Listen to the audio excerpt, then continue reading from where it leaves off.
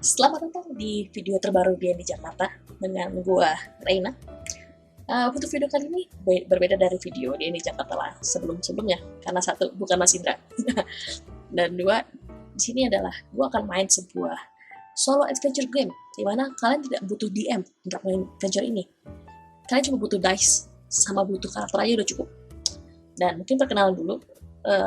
Nama gue Reina, gue adalah player di DND Jakarta. Gue main di satu Avernus dan gue juga main di Tomb of Annihilations. Bisa ngelihat videonya kalau mau, silahkan. Dan untuk adventure kali ini gue akan kembali main sebagai Magda Asimar Paladin Bahamut. Nah, dia adalah seorang paladin yang sedikit goblok. Dumpster intelligence, I know. Tapi dia will uphold law because she is lawful.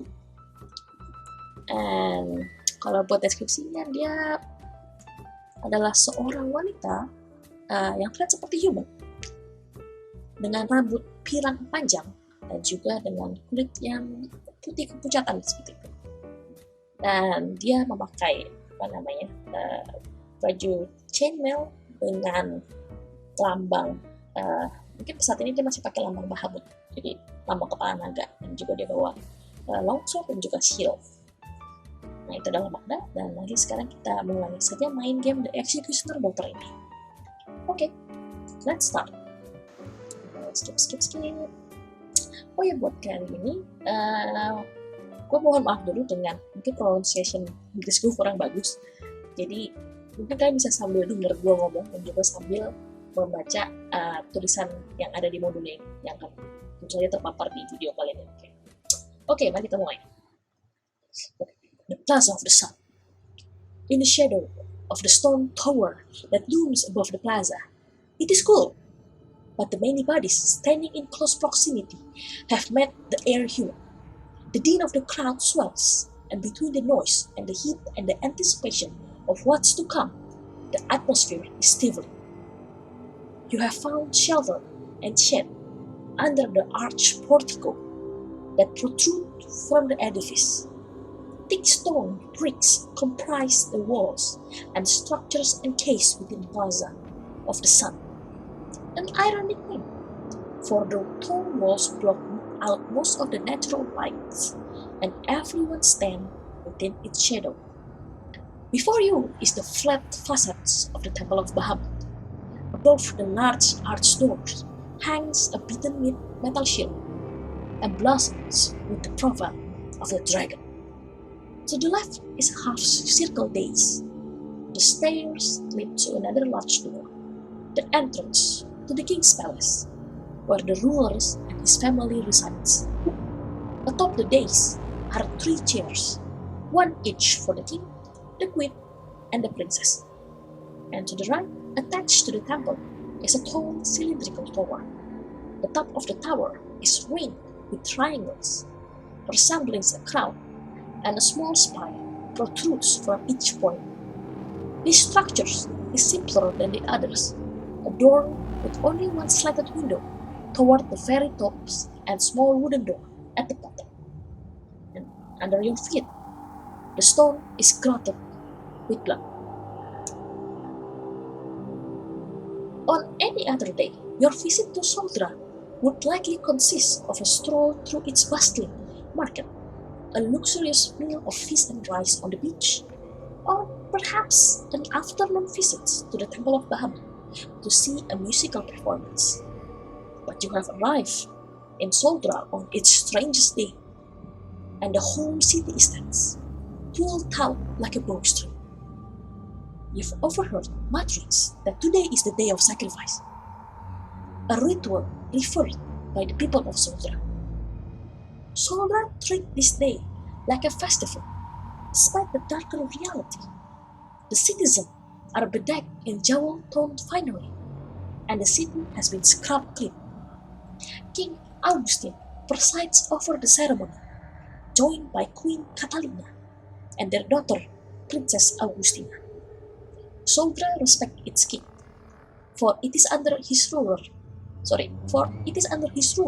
that Soudra has continued to enjoy peace and prosperity. Ooh, so we arrive at our first dice roll. What do you know about this event? Roll intelligence or religion or history check. Well, I'm dumb, but I have religions. If I'm not mistaken, let's see. Ooh, look at that. History -1. But I have +1 to religion, so I will roll that. Because I'm a paladin of Bahamut. You know that? Let's see. You know what? Because she's the paladin of Bahamut, she should have advantage. I will just straight roll. Ooh, 12 plus 1 is 13. No, I don't know anything. Okay, so I roll less than 15. Okay, I will read the left side as the right side of the text. But I will make sure that you can't read the text on the left. So you will suffer with me. So if you roll less than 15, you've heard enough chatter in the city to know that an offering is about to take place. A woman will be sacrificed to appease the dragon who used to frequently attack the city. You're not sure how the sacrifice is enacted, but people speak of it with both fear and fervor. Fear that one of their loved one will be chosen, mingled with sense of relief that sacrifice will ensure another year of freedom from the dragon attacks. Well, I think as a paladin of Bahamut, she never heard about it. And probably she will be like, oh, a ritual of the Bahamut. I don't know that. I will check. Because she's dumb. Okay, I will continue. A pleasantly cool breeze meets your skin. As you turn to find the source of the fresh air, you see that the crowd has gone silent and parted. An older man steps forward, dressed in a long black tunic that brushes the top of his bare toes. His head is freshly shorn, covered only in a sheen of perspiration. His face is long and weary, and dark half-moon sagged under his eyes. A thick silver chain is fastened around his waist also, and on his left side hangs a sword in a rectangular scabbard. From the corner of your eyes, you see a grey-haired woman in gown the color of sapphire whisper to her companion dressed in rich purple. Yeah, it is the executioner, she says. Her harsh whisper holds scorn and disgust. The eyes of the crowd narrow at the man as he finds a place next to you. Wait, what? He is tall and wiry, and his line of sight extends over the heads of the crowd. Okay, so probably I will look at him like this. Why are you here? Soldra's citizenry is relatively homogeneous. Around you is a sea of dark hair and dark eyes, and a fair skin protected from the sun, with parasols and ornate scarves draped loosely over faces and shoulders. Ooh, I will stand out very. Yeah, I will probably draw attention because I have like this blonde skin, blonde hair. It sucks. Okay. The executioner black robes accentuate his pallor. His eyes are pale, watery blue. His furrowed brow give his face a severe, dour look. The woman in gold nudges her companion. You shouldn't speak ill of him. He does the king's bidding.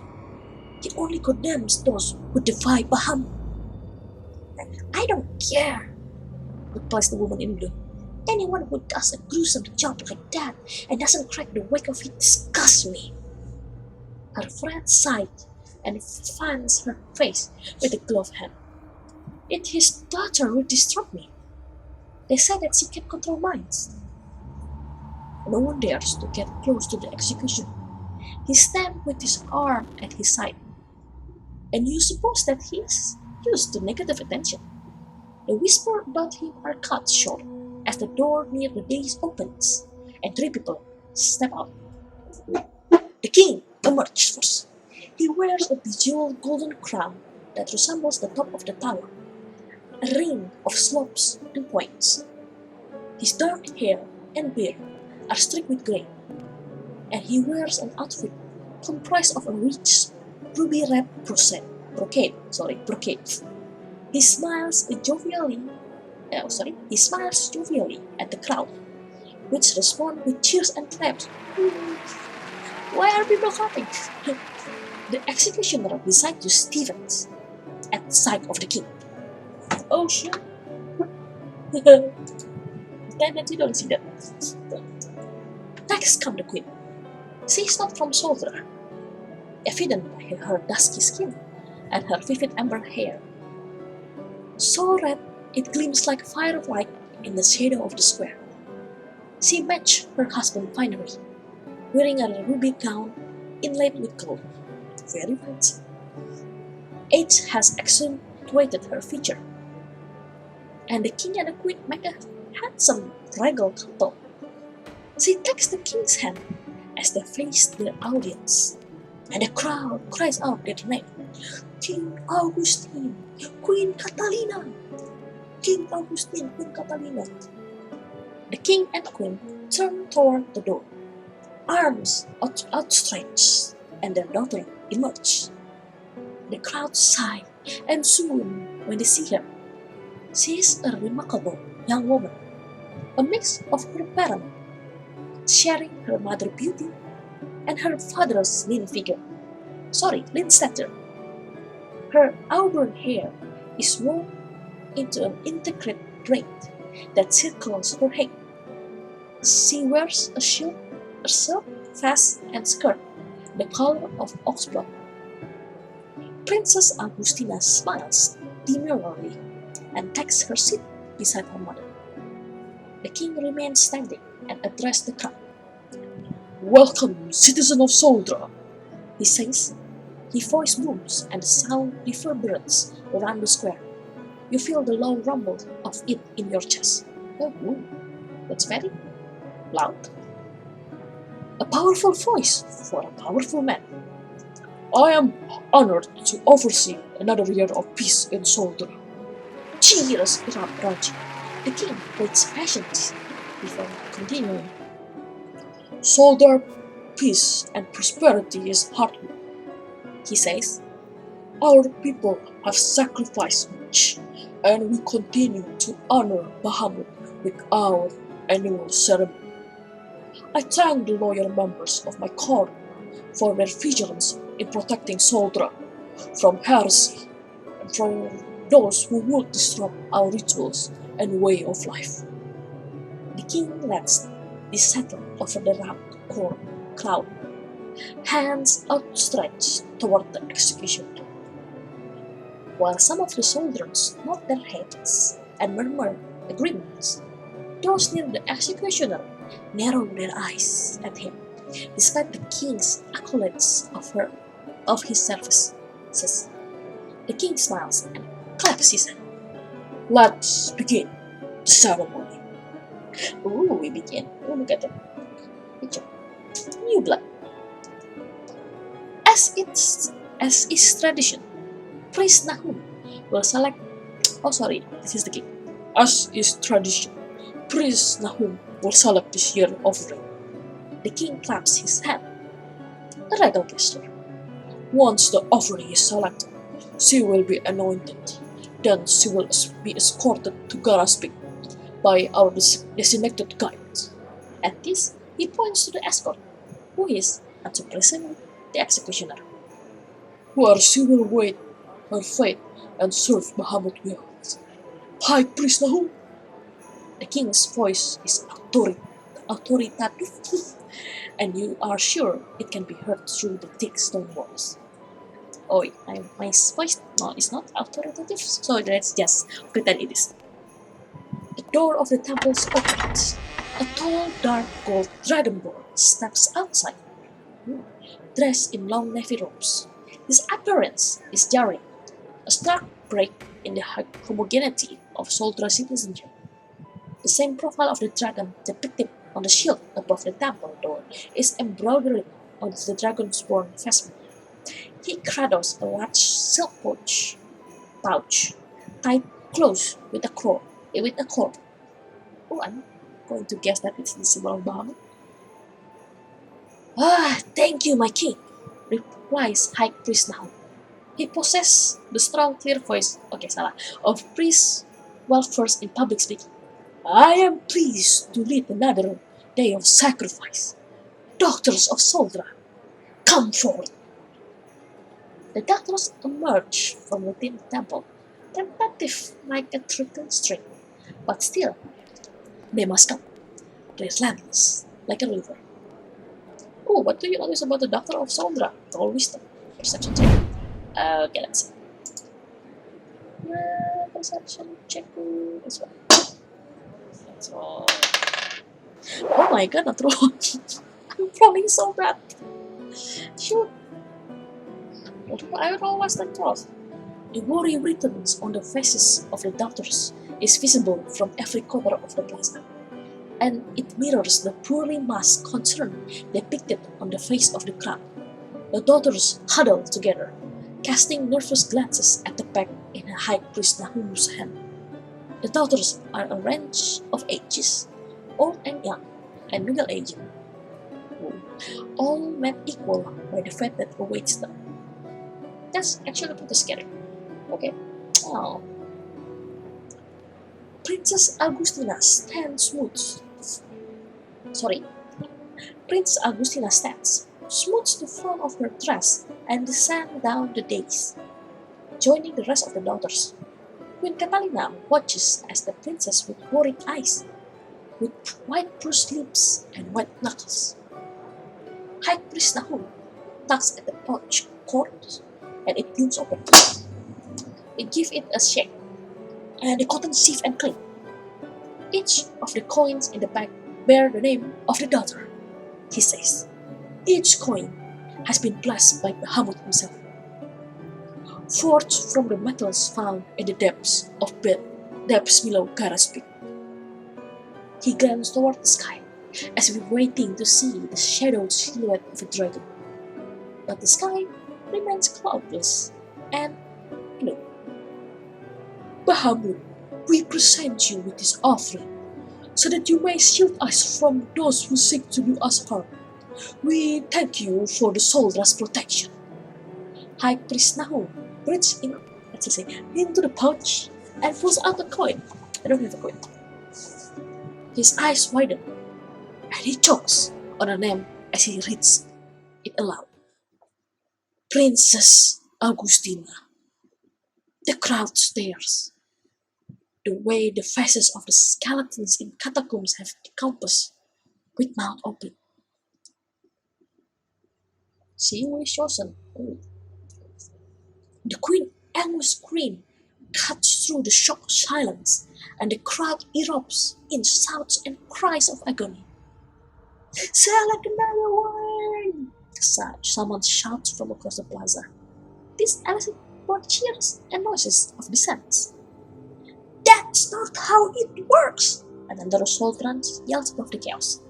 The offering is chosen by Bahamut himself, and we must obey. High Priest Nahum glanced back and forth from the coins to the king. The priest is indeed in a dangerous position now. He has just condemned the princess, Soldra's heir and the king's only child, to death, definitely ending the Augustine line. The execution too is quiet, for he will have to escort Princess Augustina to Gara's Peak and leave her to them. Maybe Bahamut will show her mercy. We don't know for sure what happens to the daughters. Several voices overlap in response, giving the same rebuttal. We know they never return. That's the whole point of the Star offering. Have you seen the bones on the Terran Trail? The shouting escalates and swells. Chaos ferments in the humid plaza. The queen shouts at her husband. Do something! Princess Augustina is in tears, looking helplessly at her parents. Many soldier crowds around her, consoling her and reaching for her hands. The daughters disperse, finding their families, sagging in relief at being spared another year. Take her instead! The woman in blue flings out her hand and points at the daughter dressed in black, who lingers near the doorway of the temple. The crowd riots immediately as the young woman looks calmly at her condemner. You watch as the doctor's eyes, such a vivid cornflower blue that you can see the blueness from across the plaza window, travel from the outstretched finger to the executioner. The daughter smiles at the executioner and nods. I will take the prince's place, the young woman says, turning toward High Priest Nahum. Bahamut asks this of me. The executioner barks and cries out, Dominica, no!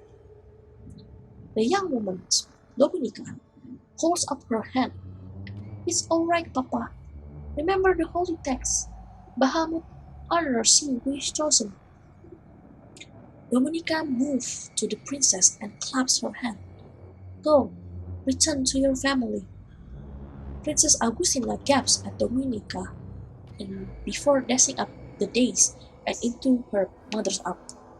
High Priest Nahum and the king exchange bewildered looks.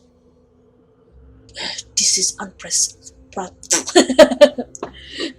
This is unprecedented, says the king.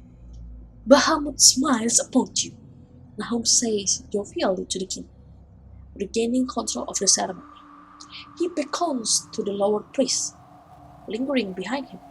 A daughter has been selected, and now we must proceed. Where are the wreaths and oils? Ah, thank you, Princess Mara. You ask this of me, that I lead my own daughter to her demise? The executioner interrupts. He fixed the king with a steely look, and you can see how years of killing on the king's order have taken a toll. You have led many daughters of Soldra to doom, responded the king. You dare challenge the will of Bahamut? Your daughter's will? My will? You, who has always acted as my faithful servant? The crowd once again begins to argue. Send her alone, someone shouts. She is no good at sacrifice if she dies before she gets there, another retorts. The executioner defiance wavers. The tears on his face fall in silent rivulets, and he looks truly harrowed. Now, I don't know how to pronounce it. But I cannot, the executioner says, voice breaking. Do not ask me of this. The plea is directed towards his daughter, not the king. High Priest Nahum intervenes, cradling a small ball of oil. Perhaps another will accompany her in your stead. He looks into the crowd. Is there anyone willing to serve as Dominica guides on the ascents to Garas? Do you respond to High Priest Nahum? Question.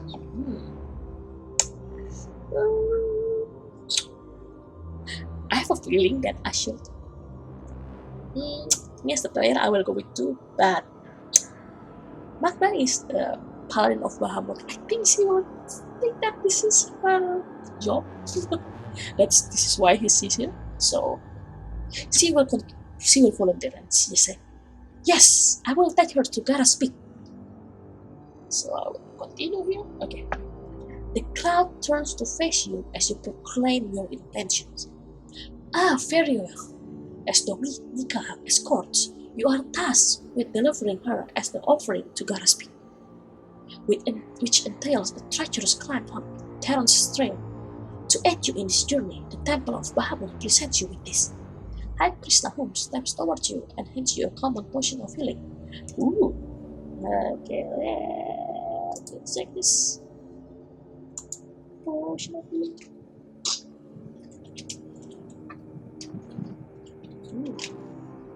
Nice. Page 11. Let's skip there.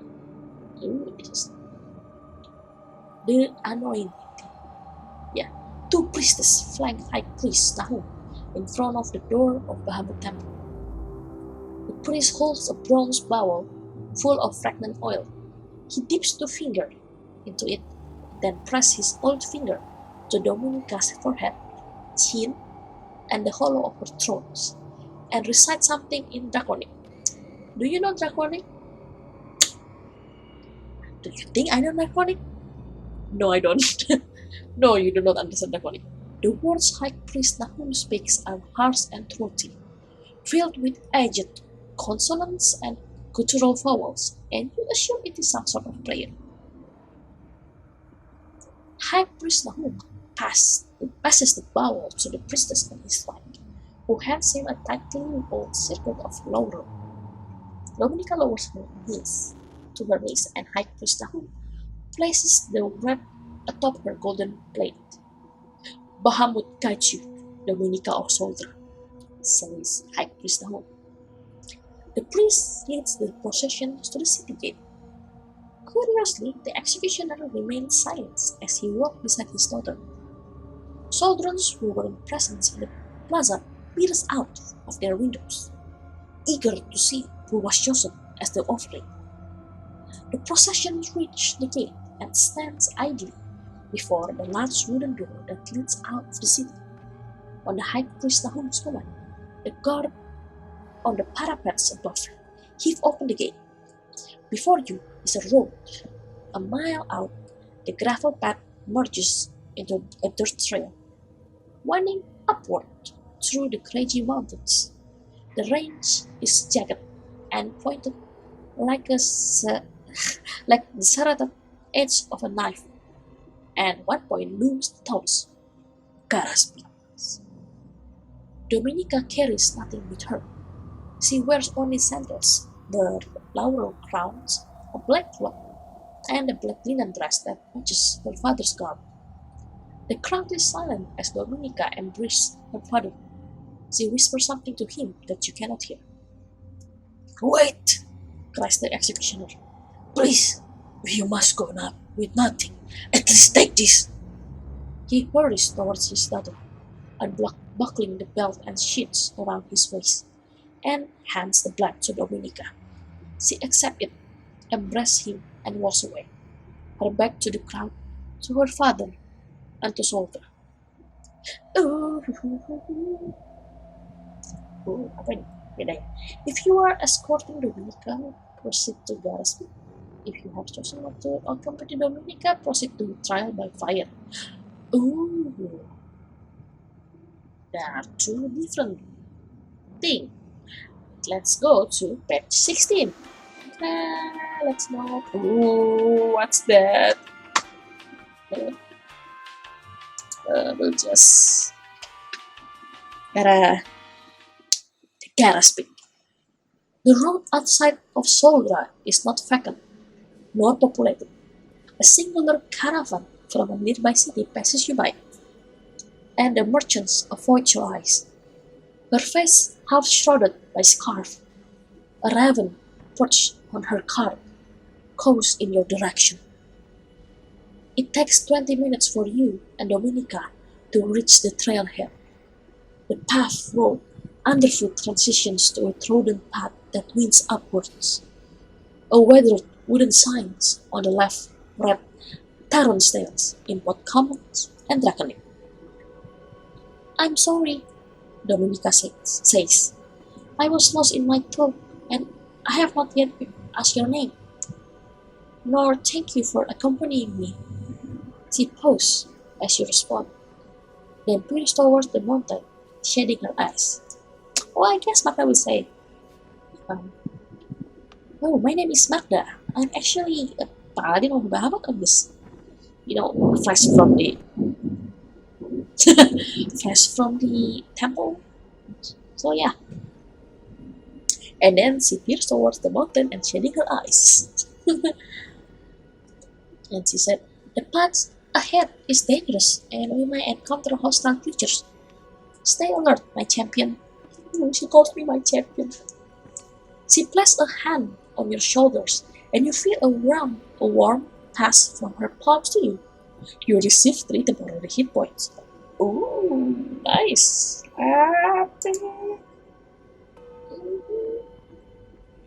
Temporary tree.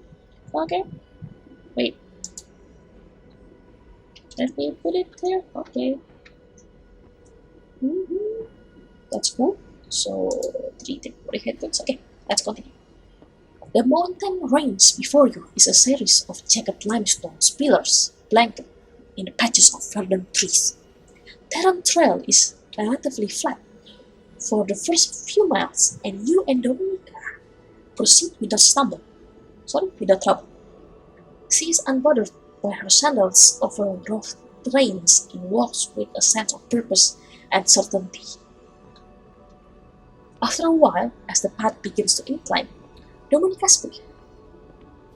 Bahamut does not ask Soldra to sacrifice its citizen for him. It is true that a century ago, Soldra was once frequently attacked by dragons, but that is only because the city encroached on what was once wilderness, and home to a race of dragons made of stone and rock. This is why there are still layers and hordes within its mountains. A volcano remains dormant too, far beneath us. But these were not the chromatic dragons many fear, hewn and bursted from the earth. These were the cousins of Bahamut's chosen creatures, the metallic dragons with scales and wings that glints and glints.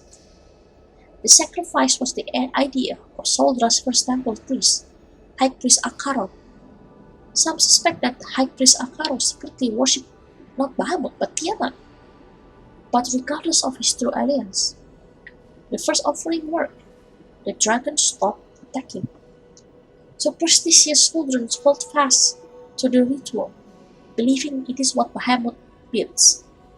High Priest Nahum does what he thinks is right. Those of us who have tried to claim otherwise are silenced. The king commands my father to execute those who speak in defiance, and my father dutifully obeys, although in his heart I think he knows the truth. Dominica tucks on her long blonde hair, braid, absent-mindedly fingering the ribbons that keep it plaited. She smells of laurel leaves and sandalwood oil, a pungent and pleasant aroma of spice and musk.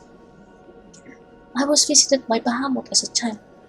He told me, one day you will be called upon to lay your life down, and I want you to answer the call.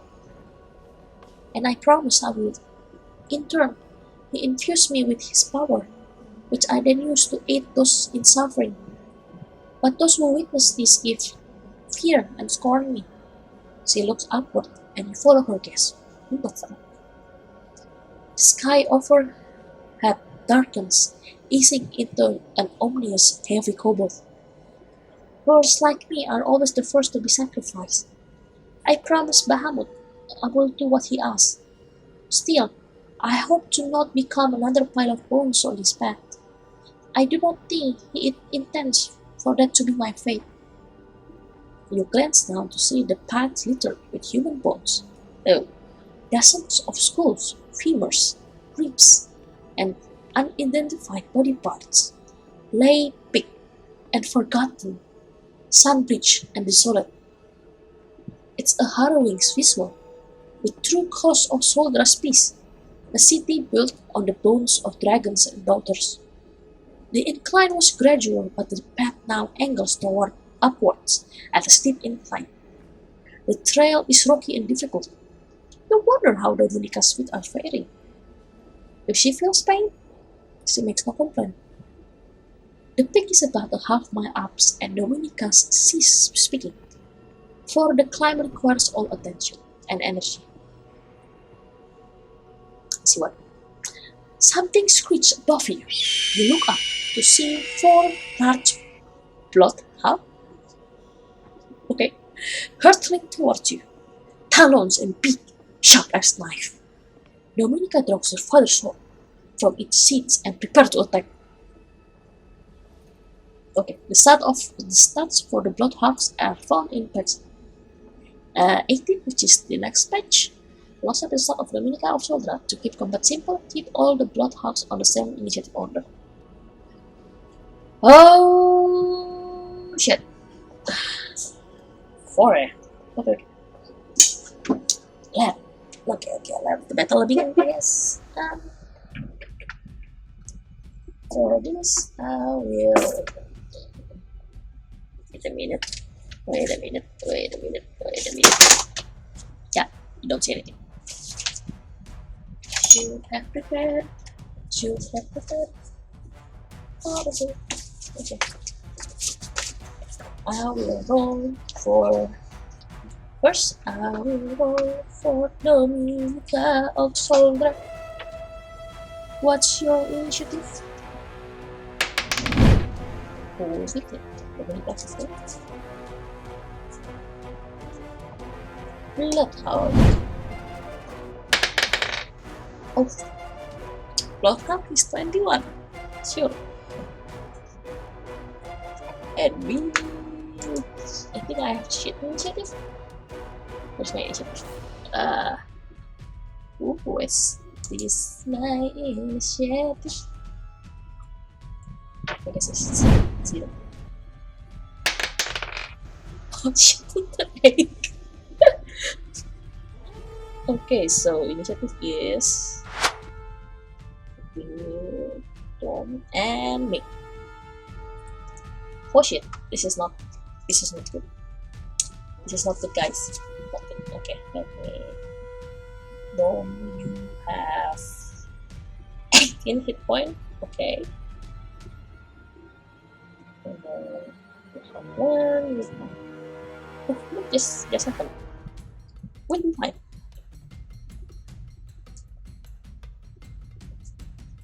Yeah. We'll be fine. Okay, so at the top of the round. Wait. It doesn't say. Okay, I think with that 60 feet flight, I think the first plot, how it will go to. It will go to. You know what? I think because I'm in front, probably right now, it will try to attack me. So, oh, back tactics. But yang pertama belum dapat teman, jadi nggak dapat tactics dulu. Yay. Okay, +4 to hit. 7 + 4, 11 doesn't hit. Okay. Second one will come to Magna again. And it will try to attack, but now with back tactics. Oh, natural 20. Oh my god, why am I rolling so. Ugh. Okay, so D4. First one D4. Yes, D4. Oh, look at that. 5 damage to Magda. Okay, the 1 hit points is gone. So, okay, that's the second. The third one will go to Magda again, because why not?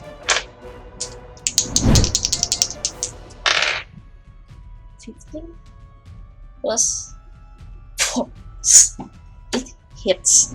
It rolls a 19. It hits. Mother ducker. 3 damage. Okay, I'm going to 23. Okay, so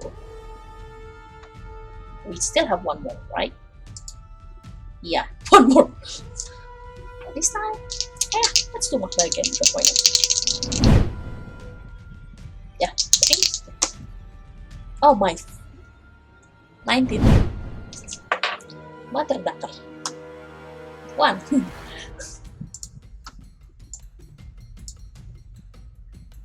I'm rolling so bad. Okay, next is Domingo. What can you do, girl? Let's see. Ooh, spell casting. Cure wounds. Oh. Okay.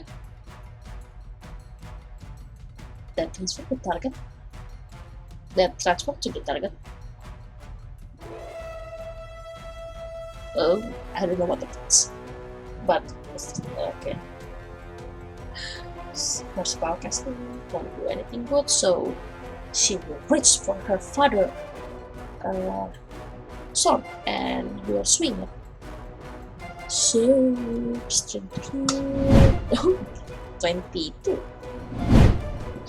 Yeah, it hits. Okay. Oh, good. 4 plus nothing, so that's 4 damage to the first bloodhound. That's it. Okay, so next is Magda. Please, if you don't hit, I will kill you. Okay, that's plus 4. Come on. So plus 4 is 13. 13. 13 hits. Nice. 13 hits, so that's 1d6. Sorry, 1d8. Plus 2. Oh, look, by 8 plus 2 is 10. And oh, shit, I didn't say I want to hit which one, right? Let's say I will hit the second one. So the second one is doing it. Bam. Okay, we're back to the thing. So I think the both group will continue to hit Magna. No, the first one will attack Dominica because he hit it. Okay, so 9 plus 4 is 13. Yep, that hits. Wait. 2 damage to Dominica. Ouch. The third one was still trying to hit Magda because 9 plus 4. Yeah, that hits. No, Magda, it doesn't hit. This last one, we'll try to hit Magda again with 16 plus 4, which is 20. Yeah, that hits. Mother. 3 damage. Ouch. Tricky, so 9. 10. Oh, mother. Okay, so the next one is Dominica. Try to kill the first bloodhound with 6 plus 3. So, why? Okay, next is Magna. 9 plus 4, 13. Yeah, that hits. Okay, I will hit the first one. See? 10 damage. Hit that. Okay, 2 more. We'll try to attack Magnum, because what not? Yeah, it doesn't hit. 5. It's just roll a 9, so that's second. The second one, the last one. We'll try to hit Magda again. It's 11 plus 4 is 15, doesn't hit. Okay, Dominica turn, please hit the third one. Nope. Okay, Magda, please hit. Ooh, 18 plus 4 is 22, so it hits. Come on. 5 plus 2 is 7. Ooh, yeah, that. One more. Okay, now we'll try to hit again with 6 plus 4, 10 doesn't hit. Dominica will try to. Natural 20. Nice. Please kill the little bird. 10. Yep. Boom. Hit that. Oh yeah, so that's the end of the turn. Oh, nice. I was hit. Okay. So at the end of the battle, well, I have 15. But you know what? I will use my Potion of healing. Oh, wait for that spell. Potion of healing. So 2d4 plus 2. Oh, 4, 7. 9. So okay. Look at that. Back to full health, baby. 9 dan 8. Nice. Oh my god, that's kinda sucks. Okay, let's move. Ah, you fought well, champion, says Dominica. Your father's sword is already stained with remnants of soul draft, traitors, a deep crimson. The hawk blood shines silk and new, still dripping. You wonder whose blood that blood has seen. She wipes the sword on her cloak and sheathes it. The sun will set in the next few hours. We should hurry so you can return to the city before nightfall. The peak is not far. The plateau comes into view above you. Dominica little sets, hits the rock as she climbs, when the sound of it echoes around you. She takes care to not disturb the additional bones that remains embedded in the cracks of rocks. There are fewer bones here, and you suspect fewer daughters met this far. As you go higher, the atmosphere grows thinner and cooler, and like fog surrounds you. The mist clings to your clothes and skin. At last, you emerge at the peak. It is not just a plateau. You notice now, but how to pronounce this? Precipice? Precipice? Yeah, that word. The large slab of rock upon which you stand juts out over the rest of the range view. In the center of 50-foot diameter plateau is a long rectangle obsidian, about 3 feet long, the inside carved and cratered like a trench.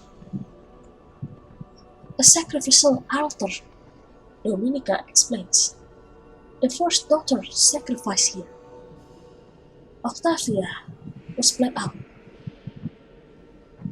High Priest Akaro cut her throat, but her body disappeared, and no one knows what happened to it. Dominica points out over the precipice towards a glow far in the distance. Soldra nestled in the valley. Beyond the city, miles and miles away, is the sea. The city at dusk, seen through the shroud of mist, is like a candle, flickering as it settles in front of the night. The celebration has begun, I'm sure, says Dominica. A night of revelry, toasting Soldra years of peace. She says it without bitterness or spite, but with a touch of longing.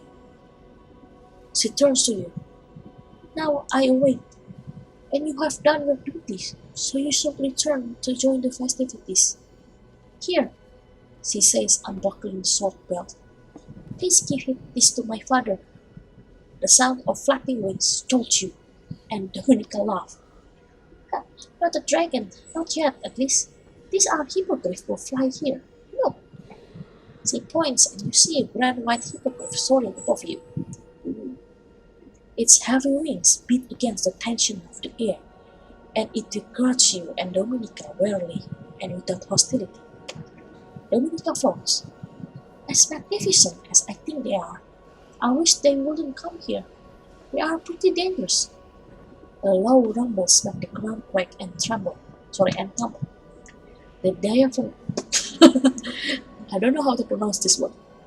The diaphanous clouds overhead suddenly grows heavy like sodden rags. Dark with moisture, raindrops spatters on your face. The first few drops come tentatively, but a moment later, lightning shatters the sky and the clouds break open, releasing a thunder. You must go, Dominica shouts through the rain. It is not safe here. Let me pulang. You must go, Dominica shouts through the rain. It is not a safe place for you. Dominica plea is cut short. She cries out and lurches forward as it struck, and you look around for the attacker. The dragon this time, or another bloodhound. But there is no one else on the peak besides you and Dominica. You reach for her hands to pull her to her feet, but she cries out again as the black of her linen dress split open. A giant black dragon wing bursts forth from her shoulder blade, splitting the sky as it tears through. Wait, what? Splitting the skin as it tears through? She grows a wing? Okay. No! Dominica screams as another wing webbed with and slight with rain emerges from her back. And it's black? Wait, I thought the chromatic dragon is bad. Okay. The wings overpower her slender frame as they begin to flap and she is lifted from the ground. More draconic features sprout from Dominica's limbs as she cries out in agony, fighting against the transformations. Jagged, Cimmerian scales cut through her flesh until nearly all her body has pulled and shifted and mutated into the form of an obsidian dragon. What? No, this is bad. I mean, I'm alone and there's a dragon. I'm going to die. Before her face is engulfed by scales, Dominica cries, "Please free me!" Oh my god! No? No? Are you telling me that I'm going to fight a dragon? I'm just a level 3 paladin, oh my god! Dominica, the executioner daughter, has transformed into a dragon before your very eyes. A gruesome, agonizing, and awe-inspiring event to witness. The creature hovers before you, flapping its great midnight wings. Oh my god, I should have met Dominica. Tells me. This is bullshit. Okay, let's see what's my passive perception. Oh my god, if your passive behavior is low. Oh my god, yay! The torrent makes it hard to distinguish unique features of the dragon. Its large shape looms before you, and you cannot tell what, if any, of Dominica remains. Oh my god. Going to die. That's a cool picture though. The lightning cracks again. The dragon makes a low rumbling noise in its throat, opens its mouth, and exhales a breath of fire, vivid and vibrant against the storm. Okay. The rain blows some of the flame, but you are caught in the blast, engulfed in scorching heat, causing 3 points of fire damage. Why? Okay.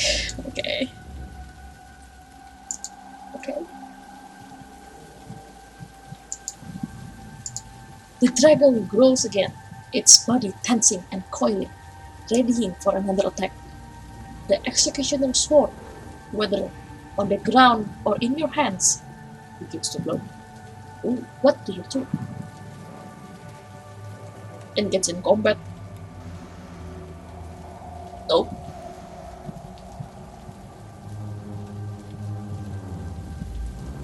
Okay, I don't want to engage in combat. So I can try to run and hide. Let's do that. It is risky to try to outrun the dragon. I mean, it's a dragon. Do you think I can fight that? The dragon has initiated combat with you, so be sure to account for an opportunity attack. Okay, once you are on Terran Trail, it is more difficult for the dragon to get to you. Make a dexterity check. Oh my god, and this is 17 or higher, so you reach the bottom of the trail. If you roll less than 17, you stumble and fall on the trail, and the dragon is able to attack you. If you successfully escape back to Soldra, the dragons leave the mountain and begin to attack the city. Oh my god!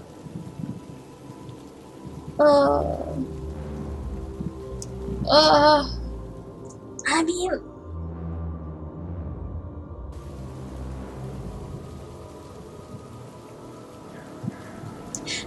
can I try to defeat the dragons?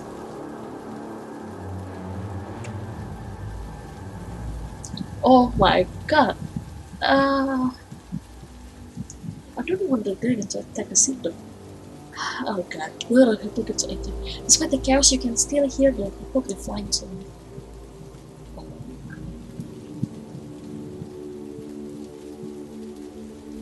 Okay. Option, lure a hippogriff to at you. Despite the chaos, you can still hear the hippogriff flying somewhere nearby. It appears... How can I lure a hippogriff? 8. Oh, look at that. Yeah. I will engage in combat. Because I'm paladin.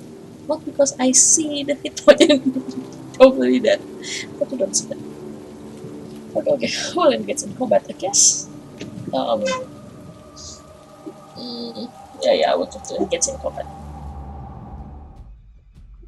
Okay, let me see once again the executioner sword. So I will go to page 18 first, and then I'm going back to this page. Once per day, a sword is imbued with calming aura. It transfers to the target or move. Okay. That's very happy. I will engage in combat. Okay.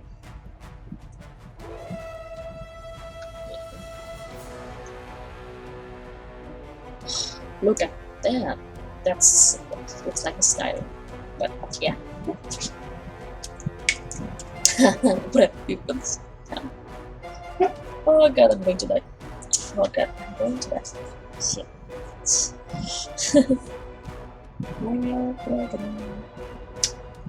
Initiative is 18.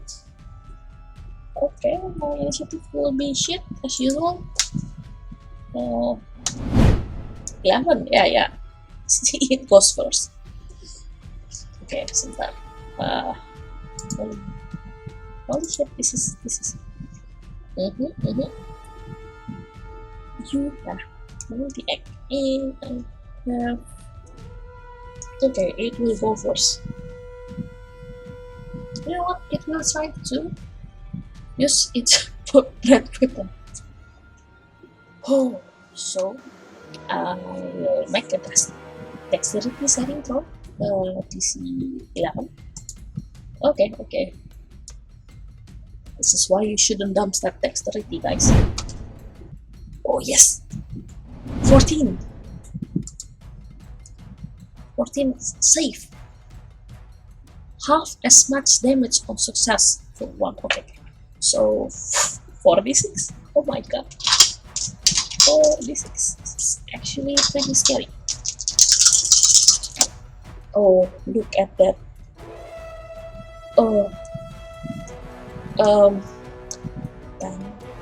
70 pound down. Yes, 8. Oh god. 7. Oh, that's hurt. Oh my god. Okay, I'm going to recharge. No, yes. The frequency is not charged. Thanks god. Okay. That's good. Next is me. Oh yeah. Oh my god. What should I do? Well, if I use my radiant soul, it's an action. Oh god damn it. But I will have like 3 extra radiant damage, which is good. You know what? As a bonus action, I will use my 4 MD to get to get advantage on attack roll. That's it. Okay, I will just scream my oath. for 1 minute, and then I will attack it with the long sword that I have. I get from the from the daughter. So let's try to hit it. Let's four. Okay. Let's. Oh yes, 19. Oh, so close to natural 20. 16. Okay, that hits. I will use. Still, I have a spell. I have a spell slot. So, let's make cantrip. Okay, I have 3 spell slots, so I will use 1 spell slot to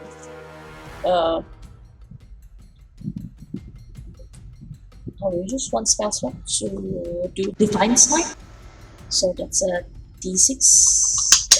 D8 for my attack from the longsword. Wait a minute, where's my D8? Where's my D8? D8. No, I don't like this one. D8 plus Divine Smite is plus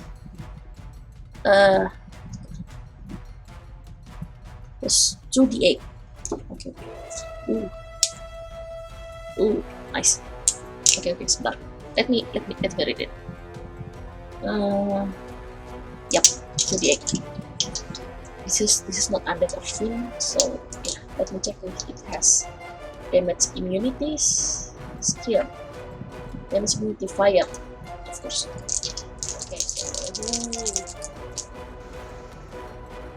Okay, okay. 4 tambah 4 12 tambah 8.000 saya lupa, tambah 2 apa nih? Tambah 2 sorry, 12 tambah 2 14. Hey, something. Half down. Okay, udah salah. Okay.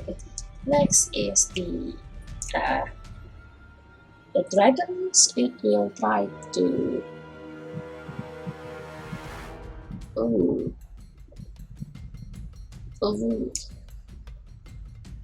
The second one deals more damage, so I will try to do that. So it's oh yeah, no. 17 plus 4 is 21. Yeah, that hits. It's 12. Where's my D12? Which one is the D12? D12. Yeah, this is D12. I never really used this one. 12 damage. Oh my god, 14 damage. Oh my god, 14 damage. Oh my god. Oh my god. 14 damage? Oh god. Oh my god. Oh my god. Oh my god. Oh my god. Okay.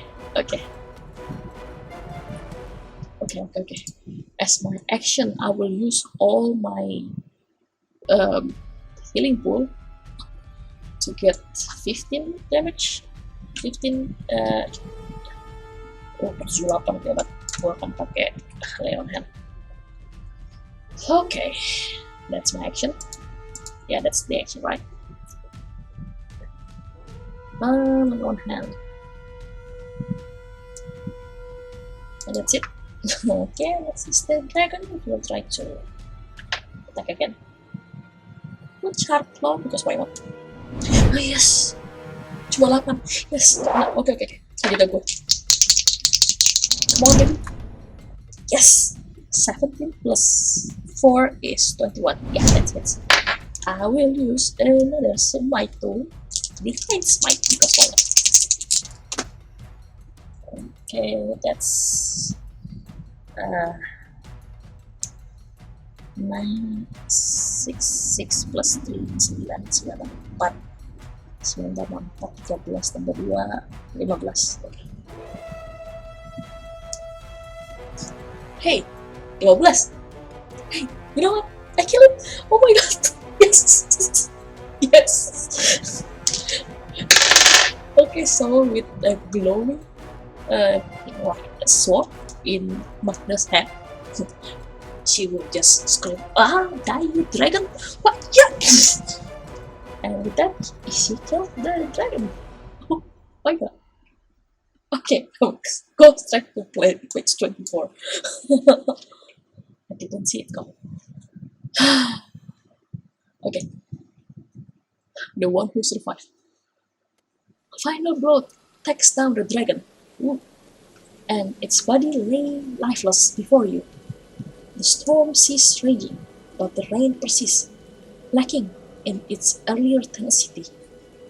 You gather your wits and tend to your wounds as night settles around you. Gone are the sounds of the hawks and other winged creatures rustling nearby. The pig has been abandoned during your fight. What to do with the creatures before you? What will you tell the children if and when you return to the city? Is this what happens to the all of sacrificed daughters? As you plan your descents, the dragon's body suddenly jolts. Okay. A true darkness falls, masking all starlights and moonlight, and you are engulfed in it. A beam of light pierces through the black, illuminating the corpse, and the dragon's body begins to levitate. Okay. The light grows brighter and brighter until you have to look away, until it suddenly comes. The glow touches your eyelids like a caress, like a morning ray. You open your eyes, and it is like morning around you. The storm leaves, and the light pushes away the shadows. The dragon is gone, and in its place now stands Dominica. Her body is encased in shining golden armor, and she wears the laurel red like a crown. The only remnant of the dragon is Dominica's shield, the dragon's obsidian wing, edged in gold. The silhouette of Bahamut is emblazoned in black across her chest. Her father's sword appears in her hand. Wait, what? And it is no longer metal, but jet black material, matching her shield. Ooh. Dominica smiles at you. My champion, you have not just released me from my fate, but you have saved our daughter of Soldra. That's exactly my question. Wait, how? Why? What has happened? Soldra acts of sacrifice inflicted a curse upon its daughter.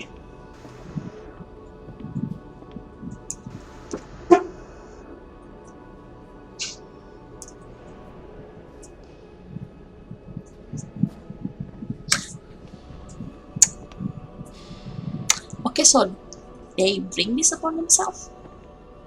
Okay. It twisted Bahamut's love and made it something ugly and fearful. In turn, daughters who reached the peak were wrapped and transformed and condemned to live until days as the creatures most feared by soldiers. For we, daughters, virgins, votaries, girls without names, are what soldiers truly scorn. But you have set me free, and now I will do the same for the others. As a thank you, I give you my father's sword. Ooh. She hands you the black blood. She hands you the black blood. You just ignore what I'm trying to say. Before, the metal hilt was bound in leather. Now, the full handle is pure gold. Ooh. The pommel is shaped like a dragon's head. The two golden wings form the crossguard, opening into the line of obsidian. Words are carved into the blades in glowing dragonics. Dominica hits you aloud. Do not think I came only with peace. I came with a sword. Oh my god, that's so badass. Oh my god, so badass. Do not think I came only with peace. I came with sword. I love that. If you are ever in need of Bahamut, you need only to speak his name, and he will aid you, she says, then step towards the edge of the precipice. Daughters, come forth. A thundering begins, and the rumblings of dragon wings beating against the wind, and the dragons rise from the valley below. There are dozens of them, their scales hewn and forged from the landscape from which they were birthed. Some are older, larger, their features rough and jagged from the decades. They live in this state. Some are still small, all their bodies lacking the strength and half of their predecessor. Nevertheless, they are magnificent. These are the daughters who survive. Dominica stands before them, a radiant holy warrior. And in this moment, as you see Dominica superimposed onto the valley below, and the city ahead, and the powerful beast awaiting her command, you find it very hard to tell the difference between a daughter and a dragon. And that's the end. Oh boy, what an ending! Okay, I will scroll so you can probably see the outer snow or something. Yeah. Okay. Okay, so that was yeah. Okay, so that was that was something, and it's not really that long. So yeah. Okay. Ya menurut gue asik sih mainnya. Eh, main sendiri sama ya ternyata nggak terlalu banyak apa ya, nggak terlalu banyak ada banyak pilihan. Jadi pilihannya cuma tadi em, lu mau escort atau mau apa, nggak mau escort, lu mau atau lu mau escort tapi minta bayaran, sama tadi pilihannya tadi paling ya lu mau lawan naganya atau lu mau kabur. Tadi sih gue mau kabur, cuma pas gue nggak sengaja ngeliat, oh cuma segitu, oke, I think I can do it. Ya tapi tadi lawan naganya agak ini ya, agak sedikit deg-degan gue karena gue sempet sampai HP gue tinggal 3 tadi, dan ya paling man I hit like a truck for level 3. Ya menurut gue sih, jadi ya menurut gue ini asik ya, sama ceritanya juga menarik sih sebenarnya, dan cara penulisnya untuk menulis ceritanya juga asik. Jadi so overall gue sangat menikmati game ini, dan gue harap kalian juga apa namanya bisa menikmati juga game ini. Dan kalau kalian main gamenya, ntar di bawah description bakal ada link untuk beli modul ini di DM Skill. Jadi sampai situ dulu game dari saya. I think we will see you next time on the next adventure. Bye bye.